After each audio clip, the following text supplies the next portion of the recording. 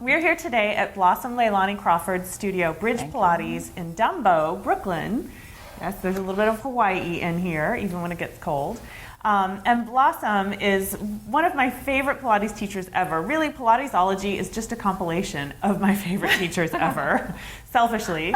But Blossom is one of my favorites, partly because when I chose to study with Kathy Grant, and I somehow luckily got on her teaching. I got to come to her studio at NYU. And Kathy was really ornery and mean to me in good ways. But it wasn't just you. No, it was her personality, and that was her tough love and way of getting you to work hard. But she liked you. Oh, it's true. Oh, yeah. There would be times where I'd been there for 2 hours, and she'd look over and say, "You're still here?" Yeah. And I'd giggle and think, "Oh, I was supposed to leave." Anyway, whenever Blossom was there, I had the immense pleasure of having Kathy at some point say, "Oh, would you go help her?"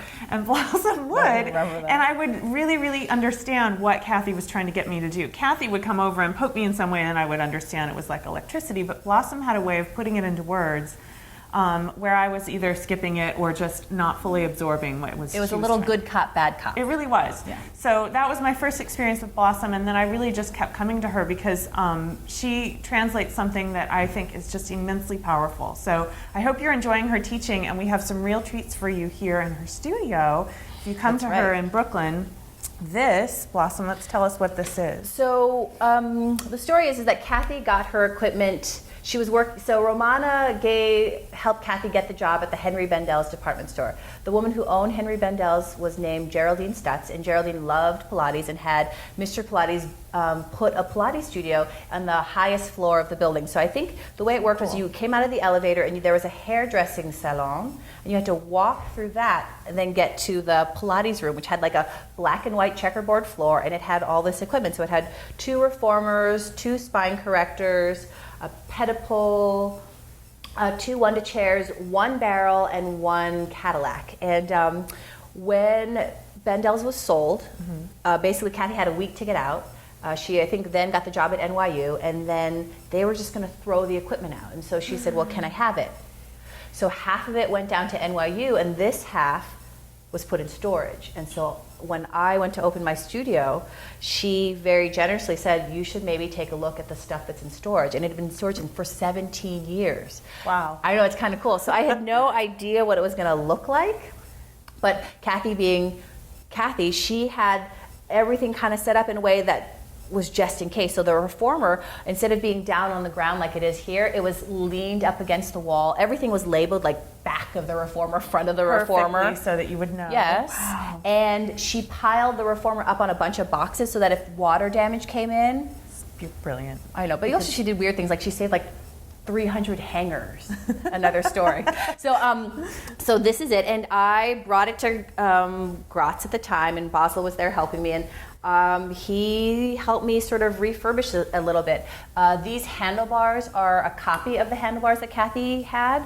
They were much thinner, but they're really nice, and they didn't have leather. They actually had ropes, but I had the leather put in because I find that leather is just a little more convenient, because I used to be in charge of changing the ropes, and back the way Kathy's ropes were, they would shift, and I don't know, I did it for years, and so I kind of was like, let's just go to leather.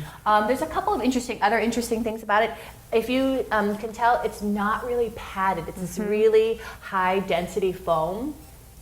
In fact, when I went to get it refurbished, Basel looked at me and said, "They don't really make this stuff anymore. I think you should keep it." And I just did. I just kept the... So this is original, this part. The foam underneath it is original. The vinyl is It actually feels like it hasn't worn out. It feels I know, it's quite kind firm. of amazing, right? Yeah, you would think that it had gone flat, but it hasn't at all. No, the headrest is something different. And there were several headrests that, it's squishier, but this is still hard. The other thing that's interesting is the foot bar. So this is the kind of the foot bar that was there. And they might have even rebuilt it at Gratz, but what I found later in storage was this really cool thing, and I didn't even know that it existed. It says, I hope you can see this, it says flat foot bar reformer. I don't know why it says hammer and 6 toes. I don't even know what the heck that means. I wish I could have known to ask her, because anyway. But it's later, wrapped in ancient and this is how Kathy would store her stuff. Like the springs, you would store newspaper so that... smart to prevent humidity and dust and things from getting on. Exactly. Because I bought something that was in a garage and it was a mess. Yes, And that's we had exactly right. spent a long time cleaning it. That's right. So then I took this out and I called a friend of mine who actually used to assist Kathy back at Bendel's and said, hey, I have this thing and it says flat foot bar reformer. What is it? And she said that back in the day, if you had foot problems, you had, first of all, she was like, I don't know what you're talking about. Then she said, oh no, this is Kim Hirosh, by the way, who also assisted Kathy. She said, yeah, back in the day, if you had foot problems, you would go on the reformer that had a flat foot bar. It's actually kind of cool. It reminds me a little bit of the 2x4. So maybe you did 2x4 exercises. I'm sure you did. I'm sure you did. Because the thing is, Kathy was big into like having all of your toes present on the foot bar. Right. And so you can see how this actually made it a lot easier. I love this. It's too bad that that you can like flip it in and flip it out. Exactly. Maybe that was the case at the time. Huh, that's very cool. No, there were just two different reformers, the two different foot bars. I see. But I sort of love this. Yeah. Let's see, what else can I show you? Oh, so let's see. Can we talk about the springs? Everyone's obsessed about springs, and this one has 5. So the story is that it came with 4, and Kathy was a spring. She had a whole set of ideas about springs, which because like when I went and got certified by Romana, it was just 2 springs. It didn't say which 2 springs. And Kathy it wasn't just 2 springs. Kathy would play around with the springs because she believed, and apparently it's true, that where the springs are directly affects how the carriage. Yeah, exactly. And how you're moving the carriage. Exactly. And so, I've had other teachers say that too. Yes, so she was really into, so if you were working on alignment and being centered, she added a center spring so that she had that center option. Oh, I see. And the other thing about the way Kathy worked her springs, and I think this works really well, because with all the different weights of springs, so the 2 outside ones are always used the most in Kathy's world, right? Because you're always like, 2 for long stretch and all those. And so those get used the most, so that's kind of her regular spring. The off-center springs are the ones that don't get used as much, and those were heavier because they didn't get used as much. Oh, those are my kids in the background, I'm sorry to say. Okay. We'll bring them in a second. Sorry. Those are the off-center springs, because they don't get used very much. Those are harder. And then the center one was sort of like a more worn out spring, so that it was just in the center. Oh. Yeah. And so she fully claims that she added the 5th spring. Right. Full, yeah, that was full. Spring. Yeah, exactly. The Kathy spring. Exactly. Cool. Yeah. So is there anything different about these? These are not the original springs that you have not when you the got it. original springs. So these were replacements from Grotz, but did you ever use the originals that were on there? I don't know where Kathy got her springs from, the ones that I used when I used to work out at her studio.